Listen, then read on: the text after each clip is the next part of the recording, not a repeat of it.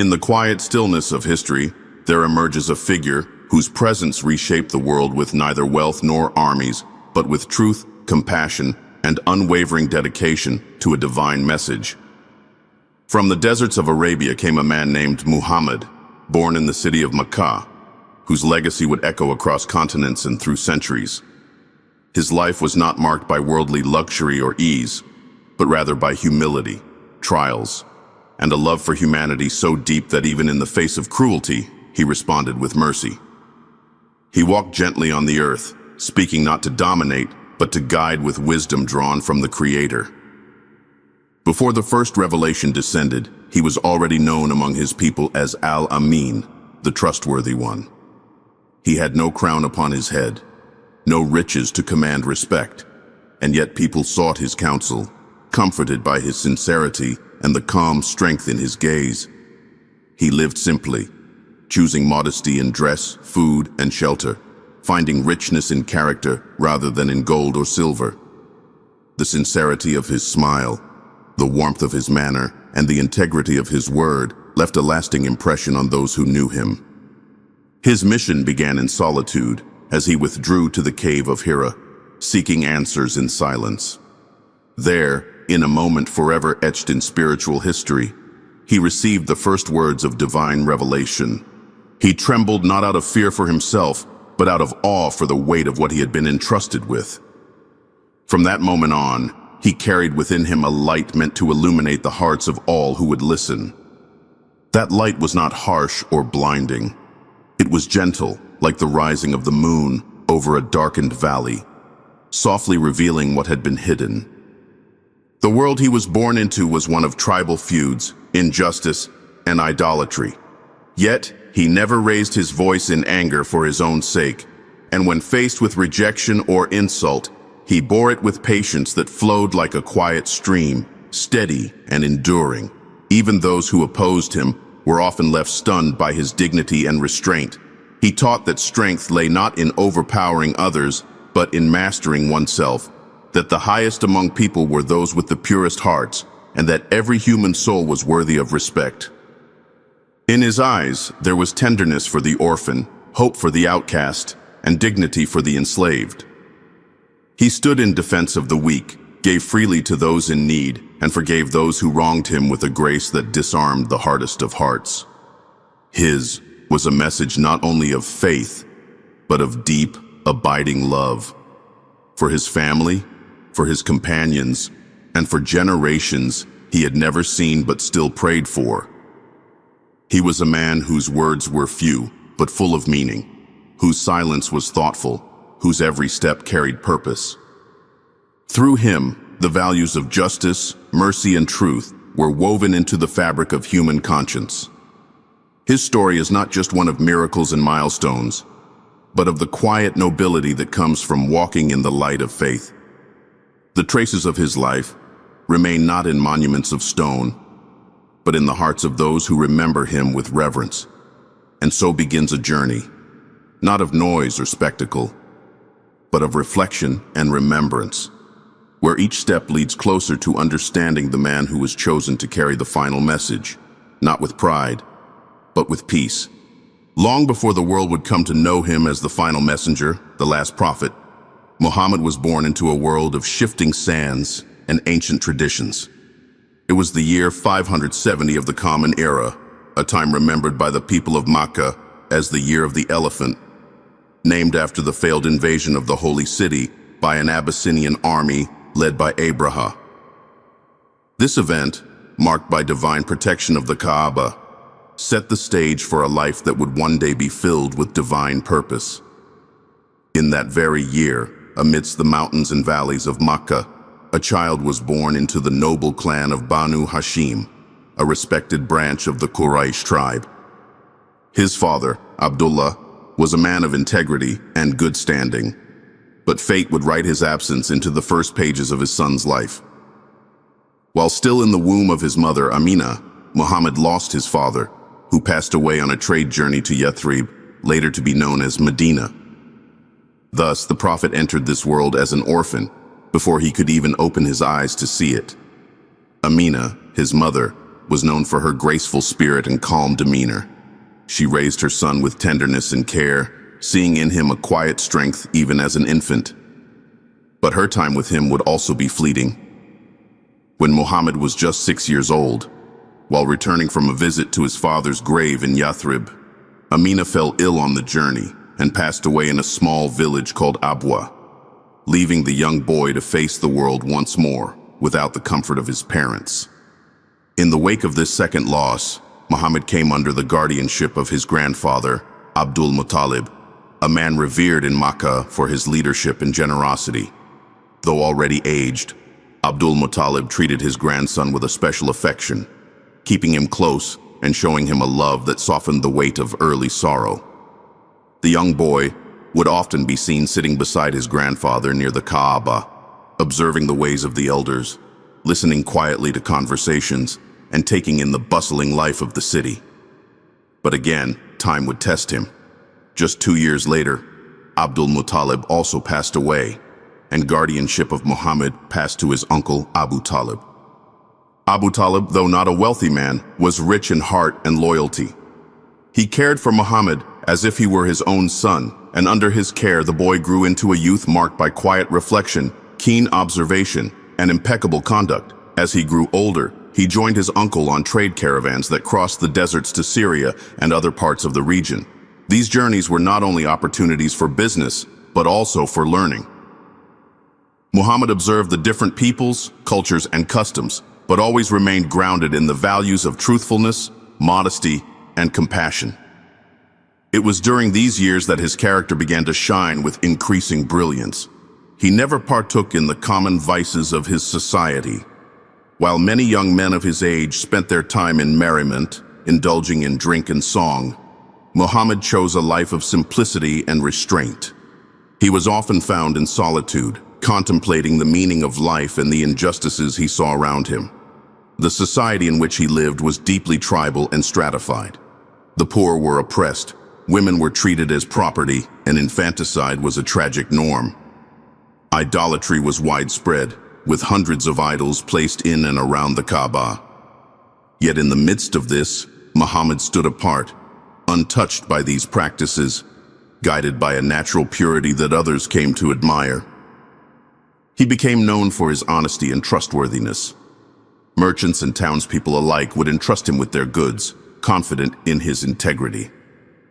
His word was never doubted, and his demeanor inspired trust. People began calling him Al-Amin, the trustworthy, an honor that would follow him long before his prophethood and remain a core part of his legacy. In a city driven by commerce and tribal alliances, such a reputation was rare and deeply respected. He never lied, never deceived, and never took advantage of another, even when he could have done so without consequence. In his 20s, Muhammad began to attract the attention of Khadija, a wealthy and noble businesswoman in Makkah. Impressed by his honesty, work ethic, and reputation, she offered him the opportunity to manage her trade affairs. He accepted, and with the same integrity that had defined his youth, he led her caravans with exceptional skill.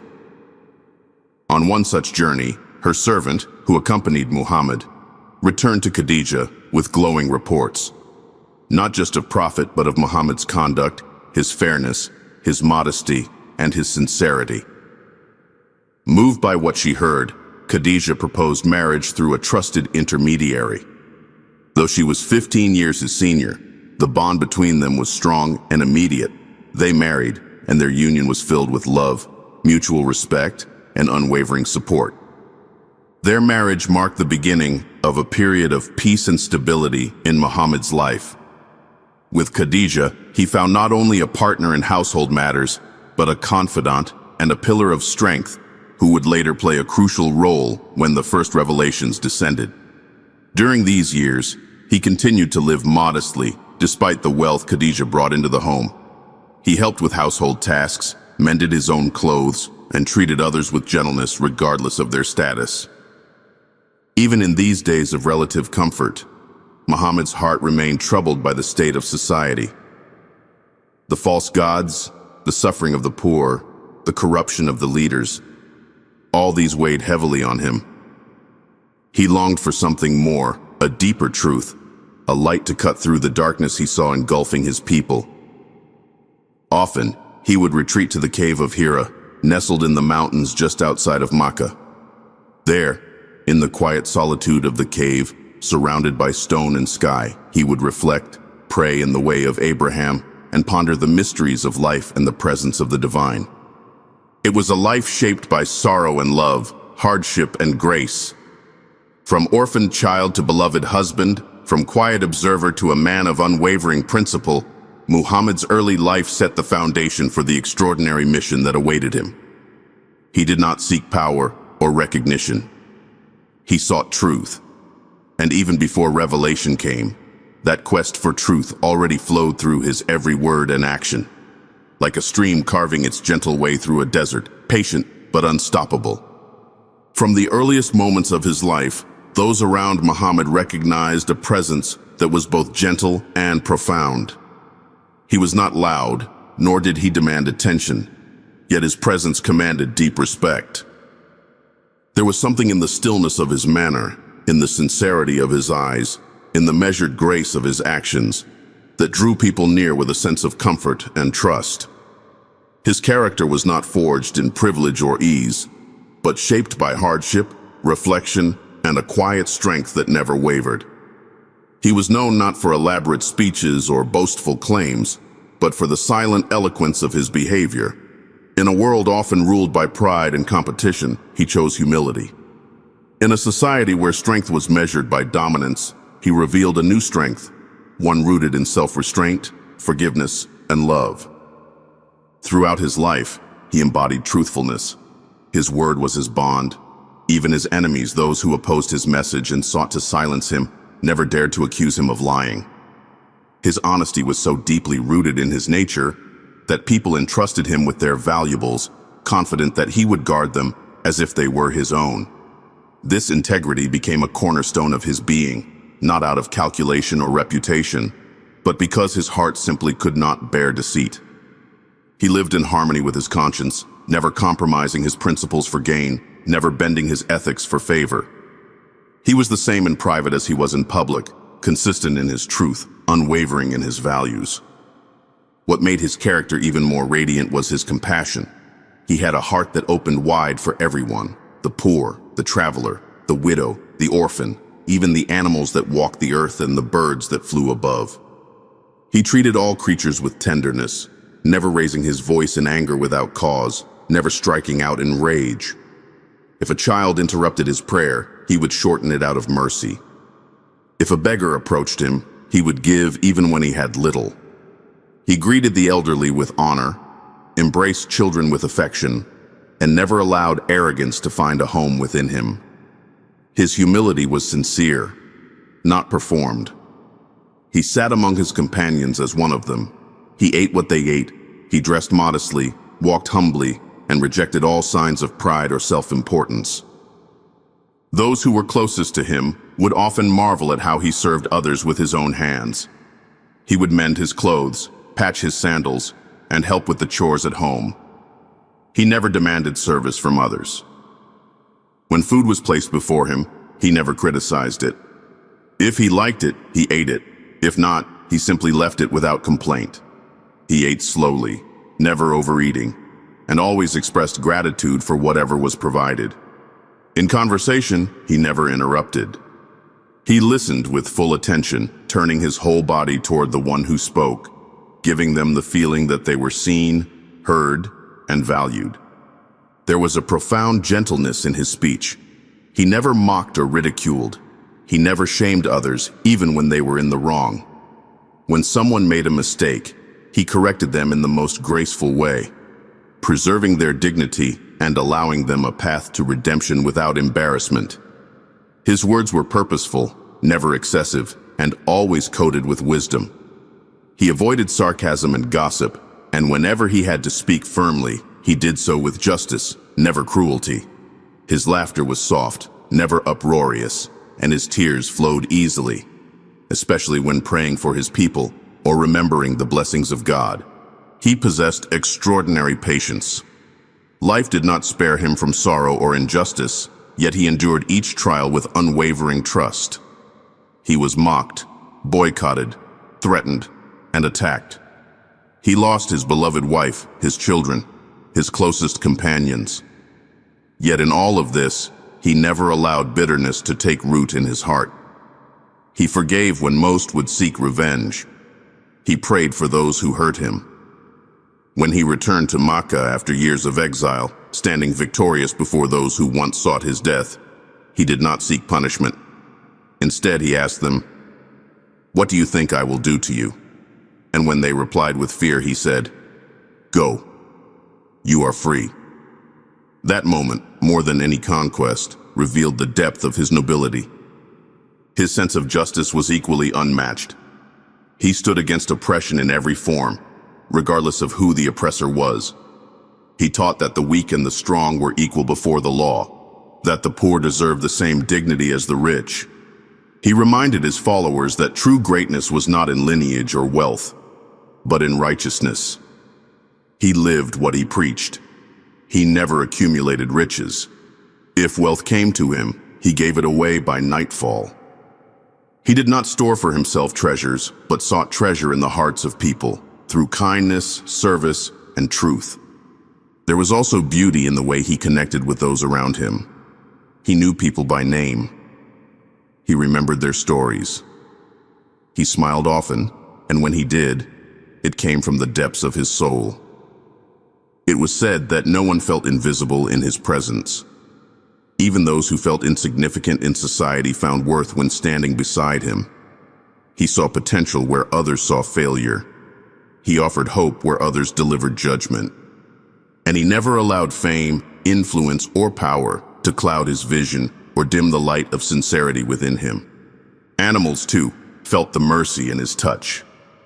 Once, seeing a camel groaning from exhaustion and mistreatment, he approached it gently and comforted it, rebuking its owner for cruelty. In another moment, he changed the path of an army because he saw a mother bird panicking for her chicks. He taught that mercy to animals was part of faith, and that every living thing had rights. His love was not selective. It poured freely and abundantly, like rain nourishing a thirsty earth. The more one looked at him, the more one found themselves drawn to emulate him. Not because he demanded it, but because his way invited the soul to become better. He was a mirror of the highest human potential, what it means to walk humbly with purpose, to love deeply with courage, to live sincerely without pretension. Even in moments of silence, his presence taught. Even in the smallest gestures, he offered lessons.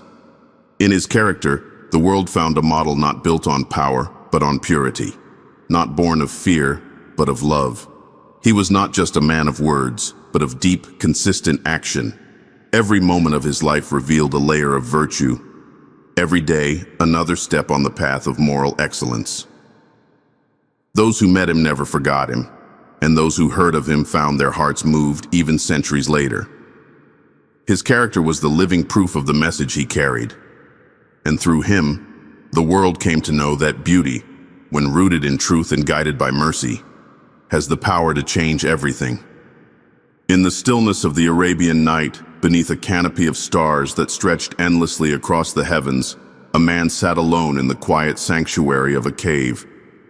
The world below him bustled with trade, politics, and tribal rivalries, but here in the cave of Hira, high in the hills that cradled the city of Makkah, there was only silence. It was the kind of silence that invites reflection, that opens the heart to something greater than itself. This man, Muhammad, had made it his practice to retreat from society for days at a time, seeking not solitude for its own sake, but a nearness to something vast and sacred, something that pulsed just beneath the surface of reality, waiting to be known. He was no stranger to sorrow or reflection. The weight of injustice, idolatry, and human suffering pressed heavily on his soul.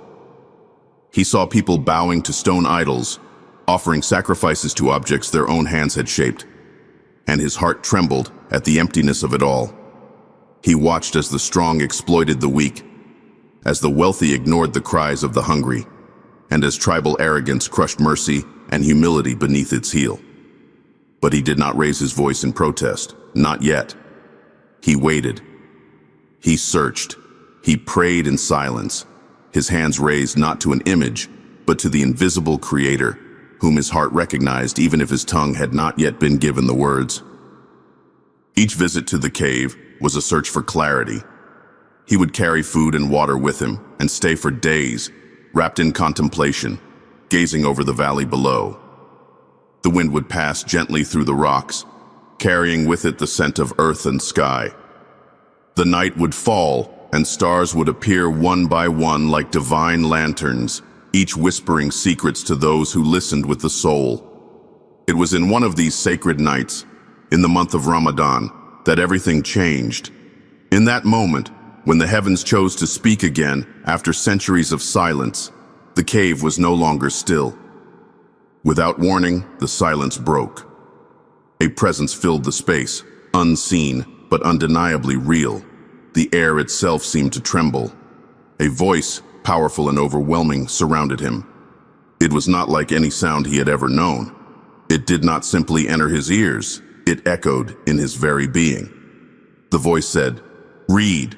Startled, confused, and overcome with fear, Muhammad responded with trembling honesty, "I do not know how to read." Again the voice came, firm and insistent, "Read."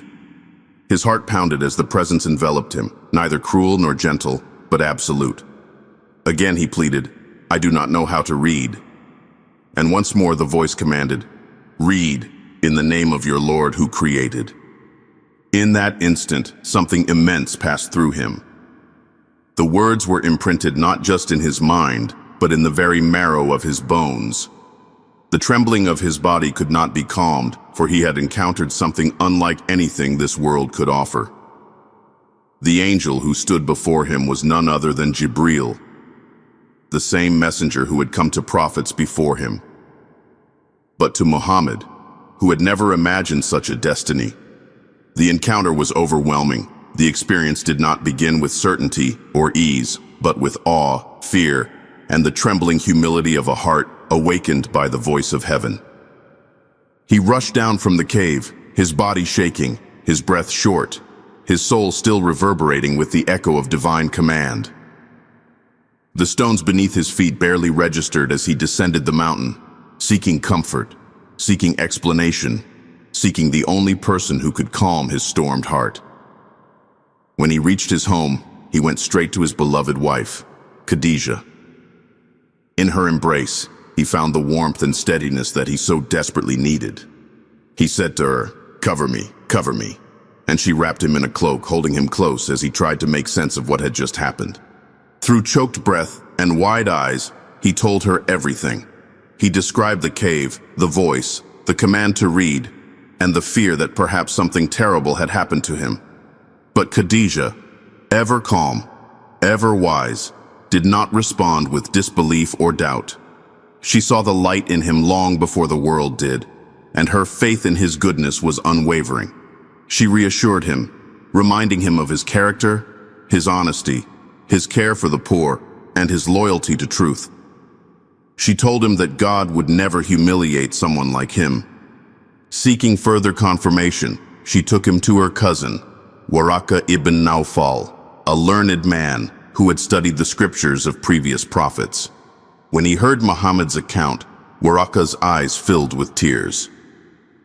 He recognized the signs. He knew the angel who had come to Moses had now come again. He told Muhammad that this was the beginning of a mission, one that would bring revelation to a world that had long been lost in darkness. But he also warned him that the path ahead would not be easy, for every prophet who brought truth had been met with resistance.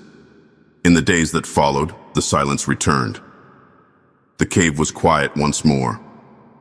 The angel did not appear again for a time, and Muhammad felt the weight of that absence deeply. Doubts began to whisper in his mind. Had it all been real? Had he imagined it?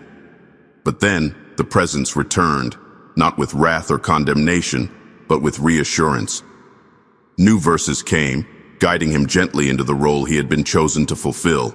The words were clear and powerful, unlike anything the poets of Makkah had ever heard. They flowed not from human skill, but from a source higher than the sky and deeper than the soul. The revelation did not come all at once. It would unfold over 23 years, each portion revealed in response to moments, questions, and events. The words came not merely as commands, but as light. Light that healed, guided, warned, and uplifted. The Qur'an became the living heart of his mission, a voice that sang of mercy, justice, and remembrance. Through it, the forgotten were honored, the arrogant were humbled, and the path to the divine was illuminated for all who sought it. Yet Muhammad never allowed pride to take root in his heart. Though chosen by the Creator, he remained humble, his eyes filled with tears when he prayed, his voice soft when he recited the verses, his footsteps steady as he carried the weight of the message. Revelation transformed him, not into someone detached from humanity, but into someone more deeply connected to it than ever before. He became the bridge between heaven and earth, not through grandeur, but through service. He never claimed to be more than a man, only a messenger, a servant, a bearer of words not his own, but entrusted to him for the sake of all. The night of revelation was the beginning of a new era, not just for Makkah or for Arabia, but for all of humankind. It was the moment when the veil between the seen and unseen was lifted, when divine mercy flowed once again upon a world in need. And at the center of it stood a man who neither sought the burden nor fled from it, but who embraced it with trembling hands and a heart full of trust. The cave of Hira became sacred not because of its stones, but because it bore witness to the first heartbeat of a revelation that would echo forever. In the rhythm of daily life, in the quiet moments between revelation and struggle, there was a space where Prophet Muhammad found rest. Not in palaces or retreats, but in the embrace of family. His family life was marked by tenderness, loyalty, and profound respect. It was a part of his existence where his humanity became visible in the simplest of ways, through shared meals, gentle words, and the soft laughter of children echoing in the home.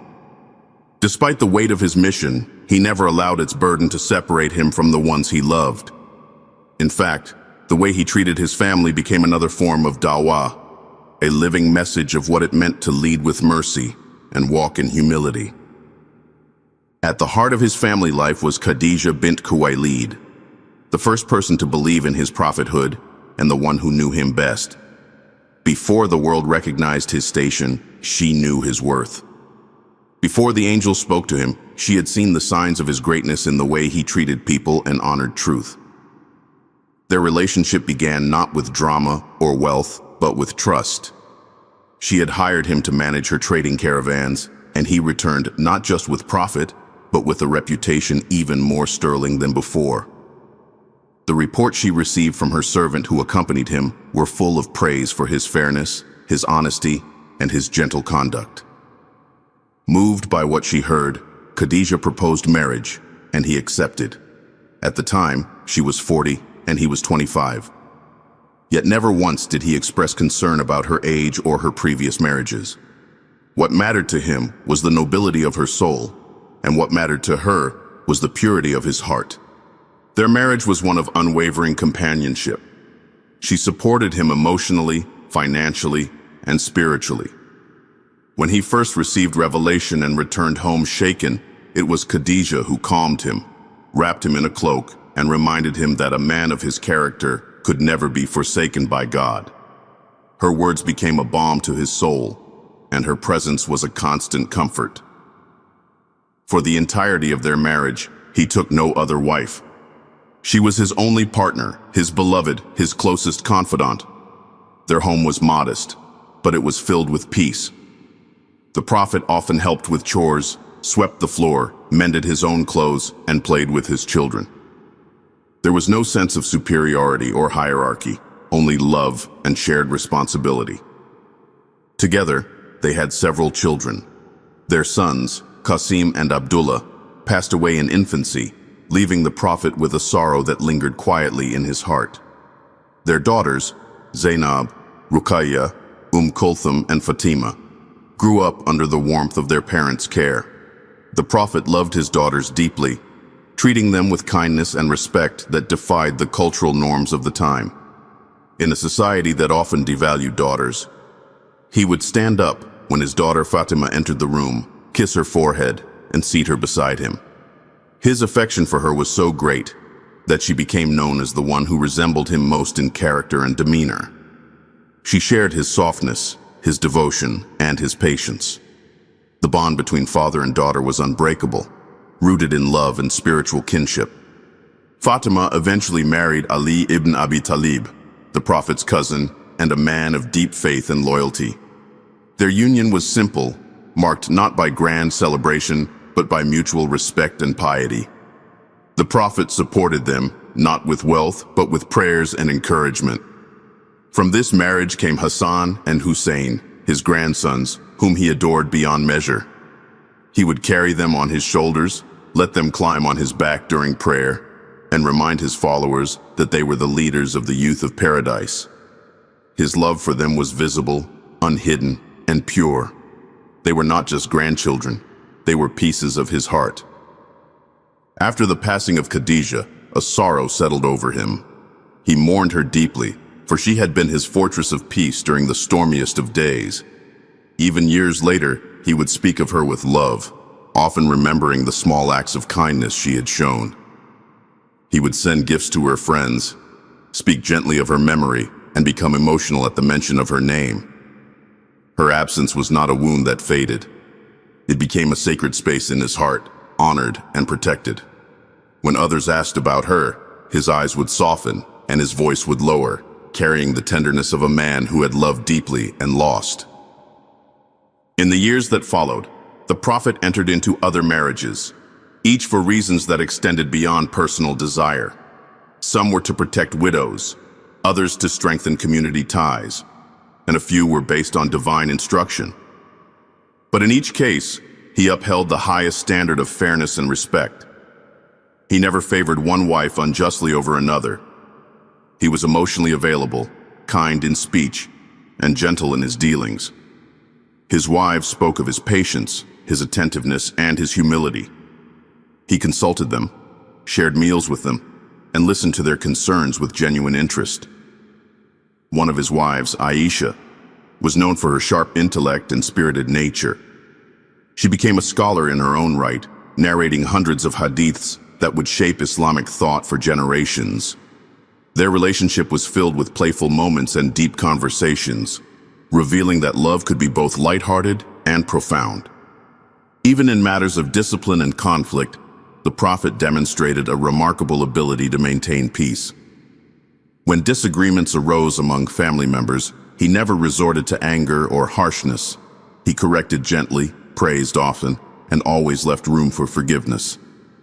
His home was a place of learning, warmth, and mutual respect. No voice was silenced, no opinion dismissed. Everyone had their place at his table, and everyone felt seen. He extended this familial love beyond the immediate bounds of household. He cared for the poor as though they were his own kin. He adopted Zayd ibn Haritha and raised him with the same love and care he gave his biological children. When Zayd's father eventually found him and offered to take him back, Zayd chose to remain with the Prophet, not out of obligation, but from love. He later married Zainab bint Jahsh by divine command, a union that carried social lessons for the community and affirmed the Prophet's role as a reformer of deep-seated traditions. His treatment of women within his family stood as a quiet revolution in a time when women were often silenced or mistreated. He taught that the best among men were those who were best to their families. He modeled what it meant to honor one's wife, to cherish one's daughters, and to lead not with dominance, but with gentleness. The harmony in his household was not accidental. It was the fruit of conscious effort, daily acts of kindness, and the constant presence of sincere love. His family life was not separate from his mission. It was the soil in which that mission was nurtured. It showed that a prophetic life did not require withdrawal from human relationships, but rather the deepening of them. He showed that one could be both a leader to nations and a father who knelt to tie a child's sandal. He reminded the world that greatness is not only found in the public eye, but in how one speaks at home, how one listens, how one forgives. His family life was a mirror of his message, a sanctuary of peace in a world still learning how to love. Compassion flowed through every fiber of the Prophet Muhammad's being. It was not a trait he wore only in public or reserved for moments of inspiration. It was the very essence of his nature. In every encounter, in every decision, in every reaction, mercy was his guide. Those who met him felt its warmth before they even heard his voice. He did not need to declare it, for it revealed itself in the way he walked, the way he smiled, the way he listened. His mercy was not conditional, not limited to the deserving, nor did it depend on recognition or reward. It was extended to all, friend and foe, believer and disbeliever, human and animal alike. When he walked through the streets of Makkah or Medina, he did not turn his face away from the poor, nor did he walk faster to avoid the burdens of others. If a child called him, he stopped. If a stranger asked for help, he listened. He gave without hesitation, even when he himself had little. He shared his food, his time, his counsel. But more than that, he shared his heart. He never allowed status or position to cloud his treatment of others. A slave was shown the same respect as a nobleman. A sinner received the same compassion as a worshiper.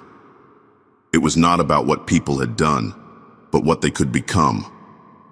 He saw beyond their mistakes and failures to the goodness that still flickered within. One of the most striking examples of his mercy was in his ability to forgive. He was wronged time and again, mocked, rejected, physically attacked, and betrayed. Yet he did not allow bitterness to take root in his soul. When the people of Taif rejected him with cruelty, pelting him with stones until his feet bled, he did not curse them. Instead, he prayed for their guidance. When the angel offered to crush the city between mountains as punishment, he declined, hoping that one day their descendants would come to believe. That hope, born of compassion, eventually became reality. His forgiveness was not weakness. It was strength. The kind of strength that chooses healing over vengeance and peace over pride. He forgave those who had tried to kill him. When he returned to Makkah at the height of his power, victorious and surrounded by thousands of followers, those who had once plotted his death stood before him trembling. They feared retribution, but they found grace. He asked them, "What do you think I will do to you?" Their voices barely whispered, "Good, for you are a noble brother and the son of a noble brother." And he said, "Go, for you are free." In that moment, the hearts of those who once despised him were softened, not by force, but by mercy that defied every expectation. His compassion was not confined to moments of victory or public grandeur. It lived in the quiet, personal moments too. He would shorten his prayer if he heard a child crying, not wanting to cause distress to the mother. He would rise to greet his daughter Fatima and seat her beside him with affection, honoring her presence in front of others. He advised his followers to be gentle with their wives, to honor their servants, to visit the sick, to feed the hungry, and to treat even animals with kindness. Mercy was not a separate part of faith. To him, it was the heart of it. His treatment of animals revealed the depth of his sensitivity. He once entered a garden and saw a camel in distress. Its eyes were sunken, its body weak, and its heart burdened with pain. The Prophet approached and stroked the animal gently, speaking soothingly to it. He rebuked its owner for neglecting it, reminding him that these creatures, though voiceless, are also part of God's creation and feel pain as humans do.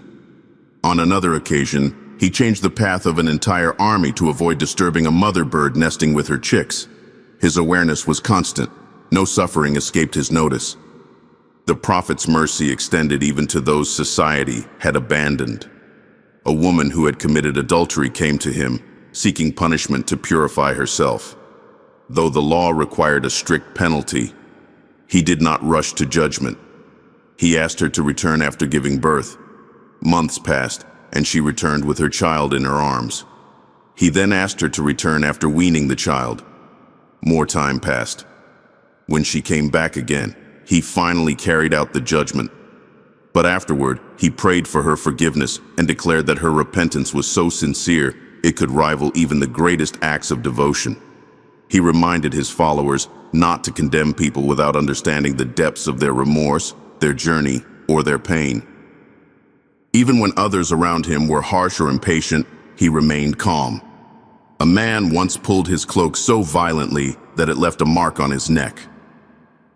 Instead of retaliating, the Prophet simply turned to him with a composed face and asked what he wanted. When Bedouins came and behaved roughly, he was patient, knowing that their ways were different, but their hearts could still be guided. He did not react with pride or injury. His ego was never the center. He led with understanding, seeing ignorance as something to be cured with kindness, not punished with scorn. One of the most profound demonstrations of his mercy was in his supplications. Time and again, he prayed not for himself, but for others. He prayed for the guidance of those who mocked him. He wept for the believers yet to come, longing to meet those who would love him without ever seeing him. He referred to his followers as his brothers and sisters, and asked for their forgiveness in his final prayers. On the day of judgment, when others will say, "Myself, myself," he will say, "My Ummah, my Ummah." His mercy does not end with this world. It is a bridge to the next. His life was a living embodiment of God's name, the most merciful. The Qur'an confirmed it, saying, "And we have not sent you, O Muhammad, except as a mercy to the worlds." That mercy was not abstract or poetic. It was felt in every corner of his life. It was in his smile to the stranger, his silence in the face of insult, his tenderness to the orphan, and his generosity to the poor. It was the thread that connected every act, every word, every breath. Mercy was not something he preached. It was who he was. Those who walked beside him, even for a short time, carried away the memory of that mercy. It changed them. It softened their hearts. It inspired them to become better. Long after he passed from this world, his compassion remained, echoing through generations, touching those who study his life with sincerity. His legacy is not only in the verses recited or the laws observed, but in the moments of gentleness we offer one another, the forgiveness we extend, the kindness we show even when it is difficult. In doing so, we draw nearer to the light he brought, a light born not of fire or fury, but of mercy without end. Throughout his life, Prophet Muhammad encountered moments that would shape not only his journey, but the very course of human history. These moments were not always grand in appearance, yet each carried with it the weight of divine purpose and human transformation. They were moments of deep sorrow, moments of miraculous ascension, moments of quiet diplomacy, and moments of farewell. In each of them, he responded not with pride or fear, but with the same unwavering trust in God and love for his people that had guided him from the beginning. One of the earliest and most trying periods came when the Quraysh tribe, alarmed by the growing influence of Islam, decided to isolate Muhammad and his followers completely. They imposed a harsh and merciless boycott, cutting off trade, marriage, and social ties with anyone who supported him. This was not merely political. It was a deliberate attempt to break the spirit of the believers through hunger, loneliness, and deprivation. For nearly 3 years, the Prophet and his companions were confined to a valley, surviving on sparse resources and enduring great hardship.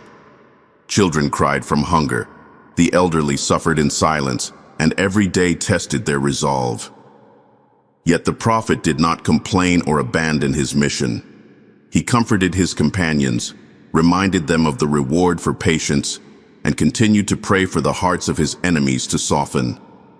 Eventually, the boycott crumbled, not because of political pressure, but because of the growing conscience among the people who could no longer bear to see such injustice inflicted on those who had done no harm. In the midst of these trials came a night that would lift the Prophet's heart to realms unseen and beyond imagination. It was the miraculous night journey, known as Isra and Miraj. In a single night, he was carried from the sacred mosque in Makkah to the farthest mosque in Jerusalem, and from there ascended through the heavens. On this journey, he met the prophets who came before him, Adam, Abraham, Moses, Jesus, and was brought to a closeness with the divine that no other human being had ever experienced. He was shown the wonders of paradise, the realities of the hereafter, and the signs of God's power in ways words could barely describe. From this journey came the gift of prayer, a direct connection between the believer and the Creator, established not as a burden, but as a mercy. When he returned to Makkah and shared this experience, many mocked him, unable to grasp the spiritual nature of the event. Yet those whose hearts were open found in his words a deeper truth, and the journey became a source of enduring strength and inspiration for generations to come. Among the many trials he faced was the loss of those dearest to him. In what came to be known as the Year of Sorrow, the Prophet endured two devastating blows. First, his beloved wife Khadijah passed away. She had been his partner, his source of comfort, and the first to believe in his message. Her death left a silence in his home that even time could not fill. Soon after, his uncle Abu Talib, who had protected him from the hostility of the Quraysh, also passed away. With their absence, the Prophet stood more vulnerable than ever, yet he continued his mission with courage. It was during this time that he traveled to the city of Taif, hoping to find a new home for the message of Islam. But the people there rejected him with such cruelty that they incited their children to throw stones at him until he bled. Even then, he did not curse them. He turned his face to the sky and pleaded not for revenge, but for their guidance. He hoped that, if not them, then their children might one day open their hearts to the truth. Years passed, and the tide began to turn. A group of people from Yathrib, soon to be called Medina, embraced the message of Islam and invited the Prophet to lead them. With the permission of God, he left Makkah and made the migration, or hijrah, to Medina. This moment marked not only a physical relocation, but the beginning of a new chapter. In Medina, the Muslim community flourished. Bonds of brotherhood were established between the immigrants from Makkah and the helpers of Medina. A society rooted in justice, compassion, and mutual respect began to grow. Yet the challenges did not end. Battles would follow: Badr, Uhud, the Trench, each testing the faith and unity of the believers. In victory, the Prophet remained humble. In defeat, he showed resilience and forgiveness. His leadership was never about dominance, but about lifting others, restoring dignity, and upholding truth. Perhaps one of the most profound moments in his life came not through battle, but through peace. When he and his companions set out for Makkah to perform the pilgrimage, they were stopped by the Quraysh at Hudaybiyah. A tense negotiation followed, and an agreement was reached that seemed, at first glance, to heavily favor the Quraysh. Many of the Prophet's followers were disheartened. They had hoped for entry into the sacred city, and now they were being turned away. But the Prophet accepted the terms with wisdom, recognizing that peace, however imperfect, was a door to greater victory. He saw beyond the moment, knowing that hearts could not be won by force, but only through time and truth. His trust was soon rewarded, as the treaty paved the way for a wave of conversions, and ultimately the peaceful opening of Makkah itself. When that day finally arrived and the Prophet entered Makkah as a conqueror, there was no parade of revenge. There were no chains for his enemies, no torch of destruction in his hand. Instead, he entered with his head bowed in humility, declaring God's praise. He cleansed the Kaaba of its idols, restored its sanctity, and offered a general amnesty to the very people who had once sought his death. The city that had cast him out now stood in awe of his mercy. His return was not one of wrath, but of fulfillment. The words he had carried from the mountain cave had reached every corner of the land. As the years passed and the message spread, the Prophet began to feel the approach of his journey's end. He performed the Hajj, the pilgrimage, and stood before a vast crowd of followers during the farewell sermon. His words were clear, heartfelt, and filled with love. He reminded the people of the sacredness of life, the equality of all humans, and the trust they now carried. He asked them to deliver the message to those who had not heard it, and then he turned his face to the heavens and said, "O God, have I delivered the message?" A chorus of voices answered, "Yes, you have." And with that, the final verses of Revelation descended, confirming that the mission was complete. Shortly after returning to Medina, he fell ill. His final days were spent in the home of his wife Aisha, where he continued to teach, to pray, and to express his love for his followers. His last words were not of power or regret, but of prayer, of guidance, and of longing to meet his Lord. When his soul departed, the earth wept, and the hearts of those who loved him shattered. Yet even in death, his example remained, illuminating the path for all who would follow. The life of the prophet was a tapestry woven with trials, triumphs, and transcendent moments. Each thread told a story of patience, courage, and unshakable faith. And through all of it, he remained a servant, a man who walked with the people, who wept with them, who carried their burdens and lifted their hopes. His life was not only lived in the presence of revelation, it was a living revelation itself, a light that continues to shine through the corridors of time. The teachings of Prophet Muhammad were like a lantern held high in the darkness, casting light not only upon grand matters of theology and worship, but also upon the quiet corners of everyday life. His words were never excessive or hollow. They were few, deliberate, and filled with wisdom that touched the heart as much as the intellect. Every saying carried with it a fragrance of truth, and even centuries later, that scent remains fresh, calming, and full of meaning. His speech did not aim to impress with complexity, but to reach with clarity. In his voice, there was gentleness. In his phrasing, there was beauty. In his guidance, there was always mercy.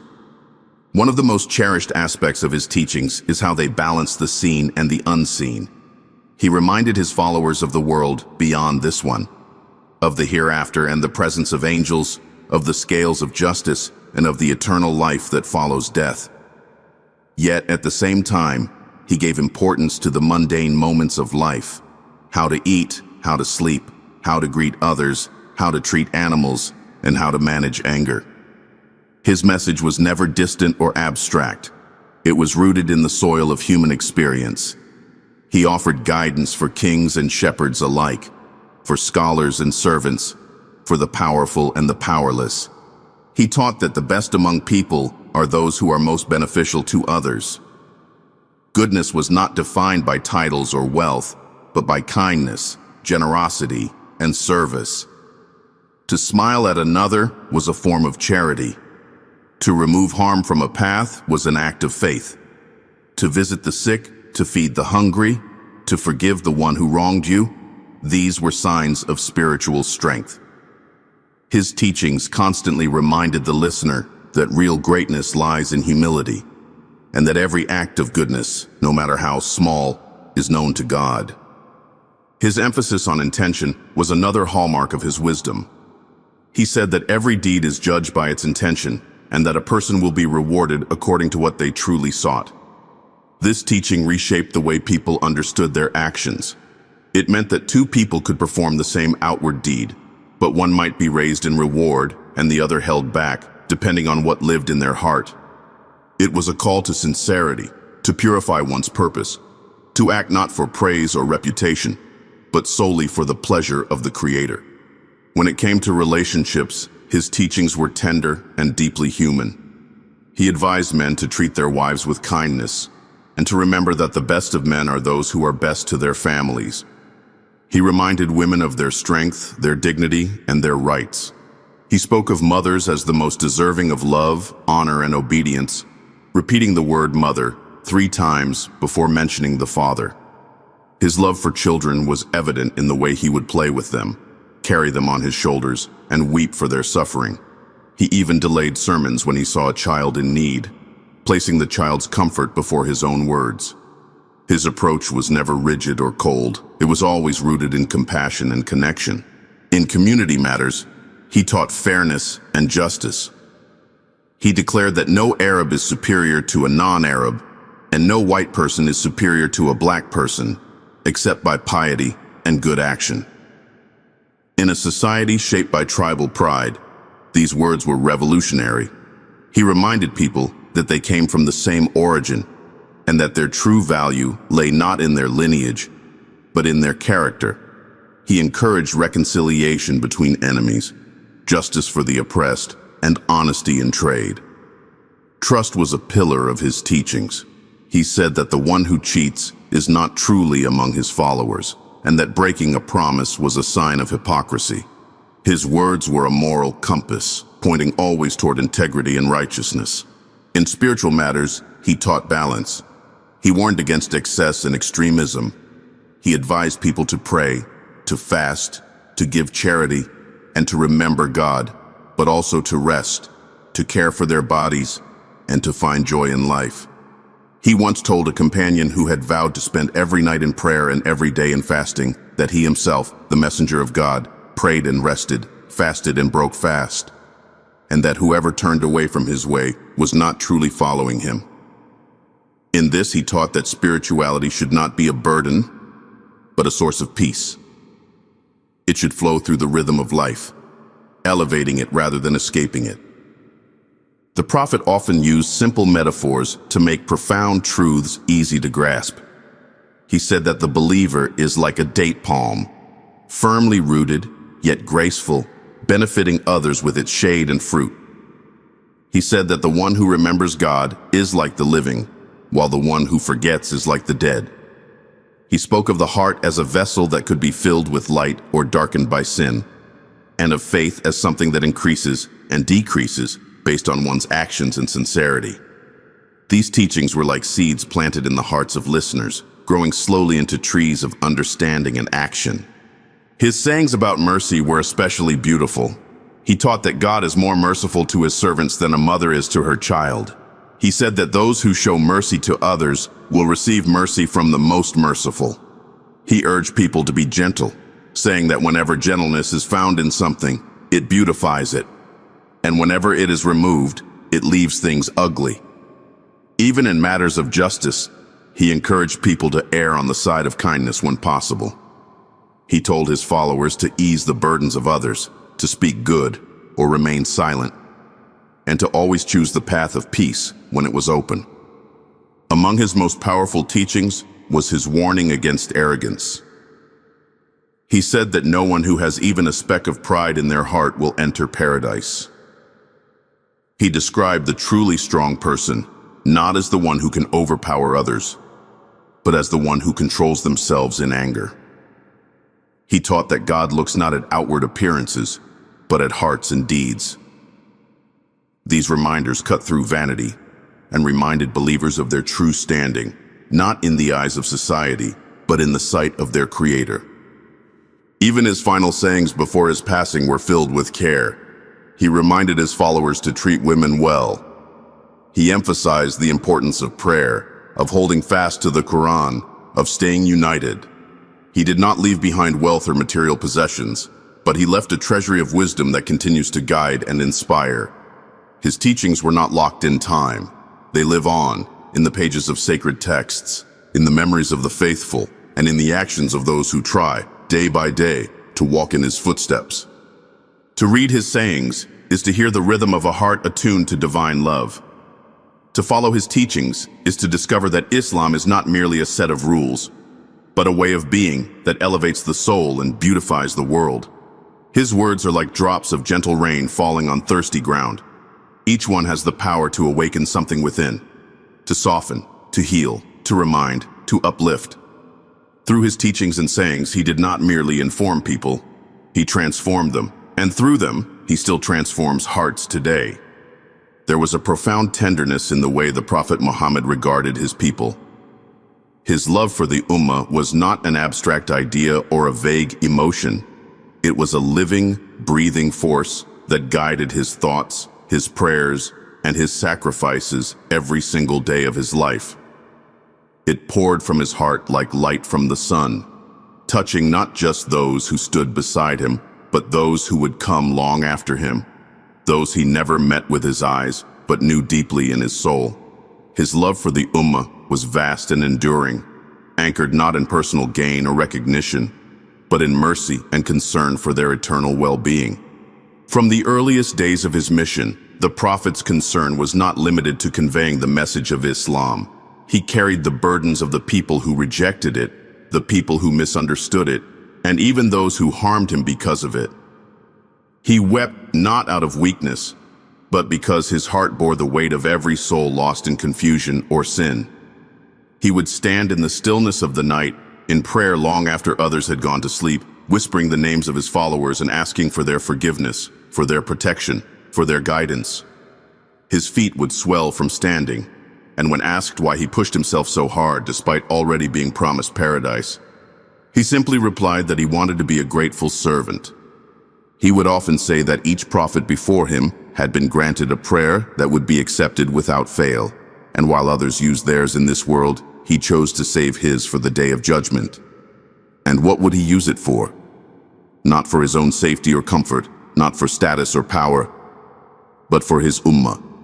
On that day, when every soul will tremble, when even the prophets will say, "Myself, myself," he will say, "My Ummah, my Ummah." His intercession will not be a moment of sudden compassion, but the natural outcome of a life spent loving and sacrificing for those who followed him, and even for those who never met him but carried his words in their hearts. Even in moments of joy and celebration, his thoughts would often return to the Ummah. After victories in battle, when others would cheer and give thanks, he would bow in humility and pray for those who had suffered. He would visit the graves of his companions, tears in his eyes, praying for their peace.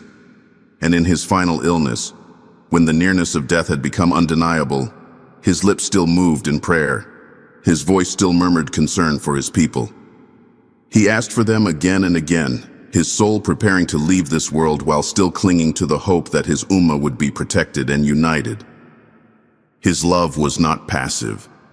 It was a love that taught, that corrected, that warned, and that embraced. When someone made a mistake, he did not shame them. He guided them with patience. He never sought to punish his followers for their shortcomings, but instead opened a door for repentance, for mercy, for growth. When companions feared they had fallen too far, he reassured them that no sin was greater than God's forgiveness. He reminded them that as long as their hearts turned back to their Lord, hope would never be lost. This was the kind of love that healed, not by force, but by lifting the soul gently toward the light. He would weep for the martyrs, for the orphans, for the poor who had nothing to eat. He shared his food with the hungry, his clothing with those in need. He often gave away what little he had, even if it left him with nothing, and if someone asked for more, he would never refuse them. He would rather sleep on an empty stomach than see one of his followers in distress. His companions would sometimes try to shield him from hardship, but he refused to place his comfort above theirs. He lived among them, like them, with them, not as a distant figure of authority, but as a brother, a friend, a father to the Ummah. In his final public address, the farewell sermon, his words rang with the fullness of this love. He reminded the people of their responsibilities to one another, of the sanctity of life, the equality of all believers, and the importance of justice and unity. He told them that he had fulfilled his duty, that the message had been delivered, and asked them to carry it forward. But even then, as the sermon came to a close, he turned his gaze to the heavens and asked his Lord again and again whether he had done enough. His concern was not for his own legacy, but for the future of those who would carry his message. Every moment, every word, every step was filled with love for those he had guided and those who would come after. When people today speak of him with love, when they recite his name with tears in their eyes, they are not simply honoring a historical figure. They are responding to a love that was already extended to them long before they were born. His du'as for the Ummah were not bound by time. They were timeless, stretching across generations, across continents, into every home where his name is spoken with reverence. He saw beyond his own lifetime, beyond the dusty roads of Makkah and Medina, into the hearts of believers not yet created, and he cared for them as deeply as he did for those who sat beside him in the mosque. There are narrations that say the Prophet once sat among his companions and said with longing in his voice that he missed his brothers. They asked, "Are we not your brothers, O Messenger of God?" And he replied, "You are my companions. My brothers are those who will come after me and believe in me without having seen me." That statement, so simple and yet so profound, reveals the depth of his love. He spoke of a people who would follow his path without ever having heard his voice, who would believe in his message without ever having seen his face. And still, he called them his brothers and sisters. Still he wept for them. Still he prayed for them as if they were beside him in the present moment. His love was expansive, patient, and enduring. It welcomed the sinner, uplifted the poor, honored the women and the children, and never turned away a seeking heart. His love was rooted in the hope that every soul could find its way back to the Creator, and he was willing to carry the burdens of the Ummah to make that path easier. Even today, when believers hear his words, study his life, or shed a tear at the mention of his name, they are participating in a love that began with him and continues to flow through the veins of this faith. The Prophet's love for the Ummah was not a passing emotion, but a divine trust he carried with unwavering devotion. It shaped his nights, filled his days, and gave his every action deeper meaning. It was a love that endured rejection, pain, and sacrifice, yet never faltered. It was a love that gave birth to a community, nurtured it, guided it, and continues to protect it through the echoes of his example. And for all that he gave, all that he endured, all that he hoped for, his Ummah responds in kind, with love, with longing, with prayer, and with the enduring echo of peace and blessings sent upon him again and again as the sun rises and sets, as hearts awaken and remember. Did you know that the Prophet Muhammad would often sit among his companions in such a way that a stranger could not tell who among them was the leader? He never positioned himself above others, never demanded special treatment. His humility was as natural to him as breathing. When someone entered his gatherings, they would see a circle of equals, each person honored by his presence and his undivided attention. He used to mend his own clothes and repair his sandals. Despite being the most beloved of creation, he found no shame in manual tasks. In fact, he delighted in self-reliance and found beauty in simplicity. He never burdened others with tasks he could do himself, and he treated even the smallest chore with dignity. When children saw him, they would run to him, laughing and eager to be near. And he would lower himself to their level, sometimes even racing with them, lifting them into his arms, placing them on his shoulders. His love for children was pure, gentle, and free from formality. Their laughter brought him joy, and their tears stirred his heart. He would never raise his voice in anger, nor would he speak harshly. If he disapproved of something, he would remain silent or gently correct it with words so soft they left no wound. He was firm in truth but always wrapped it in mercy, never humiliating others, never exposing their faults in public. The Prophet had a way of making each person feel like the most important one in the room. When he spoke to someone, he turned his whole body toward them, looked them in the eyes, and listened without interruption. No matter how many people surrounded him, he gave every individual his full presence, his full respect. He loved the scent of musk and often wore perfume. He said that fragrance is a gift not to be refused, and he appreciated its uplifting nature. His companions would describe his scent as lingering, even after he had left the room, like a memory that stayed behind, warm and soothing. When he would lead prayer, he kept it short out of concern for the elderly, the sick, or those who had work to return to. He knew the hearts of the people and tailored his leadership with compassion. Yet in his private prayers, he would stand long into the night, weeping softly as he recited verses, pouring his heart out in whispered supplication. He taught that the strong one is not the one who can wrestle another to the ground, but the one who can control his anger when provoked. And he lived that teaching daily, showing restraint even in the face of hostility, answering cruelty with calmness, and never allowing emotion to overpower truth. The Prophet would never eat while leaning back or reclining. He preferred to sit humbly, close to the ground, and eat with gratitude. He never criticized food, no matter how simple. If he liked it, he ate it. If he did not, he simply left it without complaint. Every bite was taken with the remembrance of God. He taught that smiling in the face of your brother is a charity. That even the smallest acts, a kind word, a helping hand, a moment of patience, could weigh heavily on the scale of good deeds. To him, nothing was too small to matter, no act too ordinary to be filled with meaning. When an old woman once swept the mosque and then passed away quietly, the Prophet noticed her absence. He asked about her, and upon hearing of her death, he was saddened that he had not been told. He immediately went to her grave and prayed for her, honoring her quiet contribution with his heartfelt prayers. He cared for animals deeply.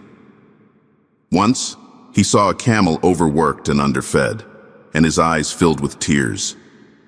He gently placed his hand on the animal and spoke kind words, then turned to its owner and reminded him that animals too feel hunger, thirst, and pain. His mercy extended to all living beings.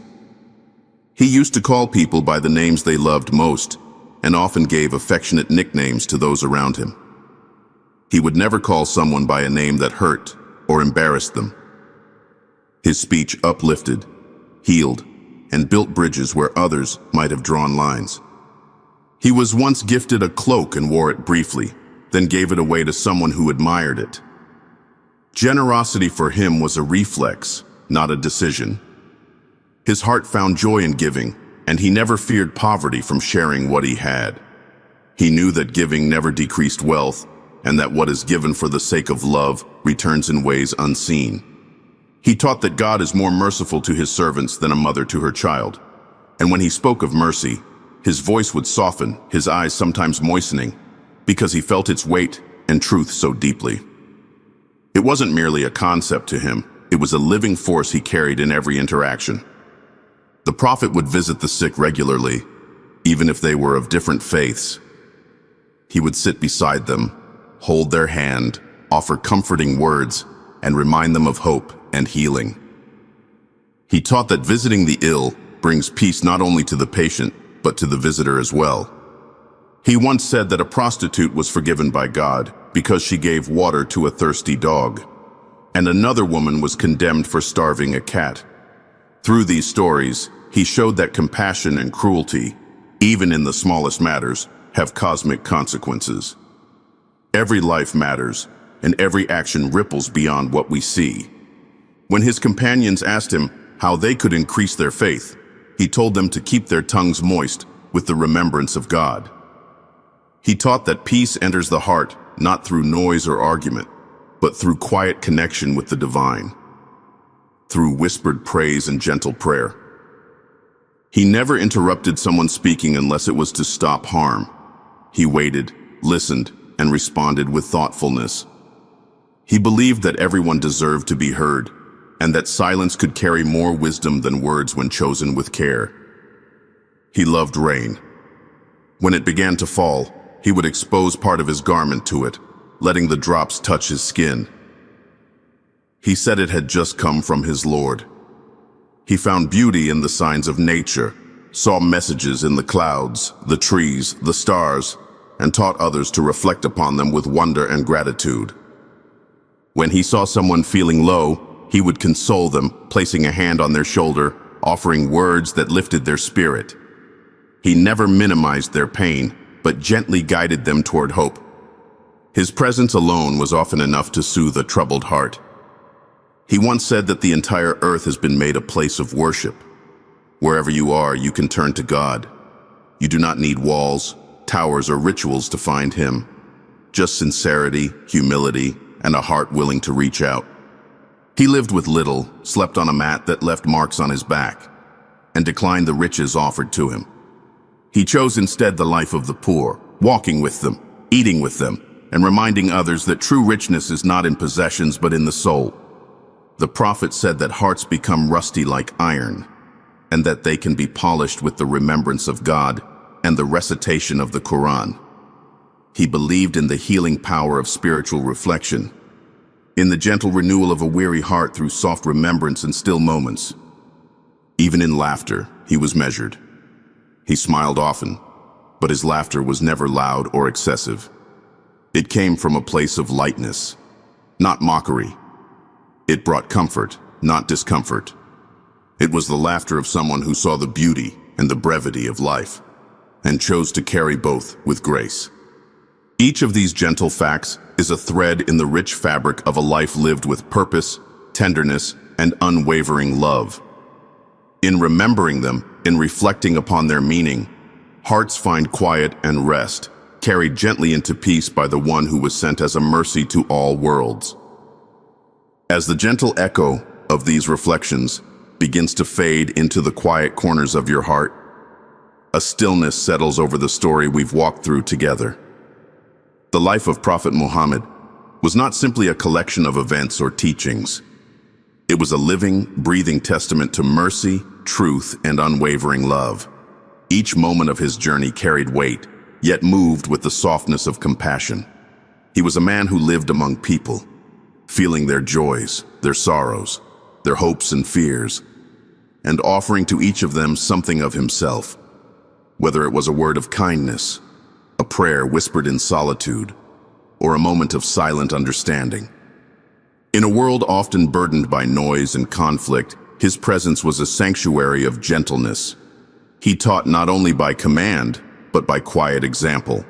He lived the values he preached: honesty without cruelty, humility without weakness, and leadership without arrogance. His character was never separate from his message. It was the vessel through which the divine was expressed in human form. He did not speak to impress, but to reach the soul. And those who heard him, who looked into his eyes, knew that they were in the presence of something profoundly rare, a soul fully surrendered to its creator, and yet deeply connected to every other living being.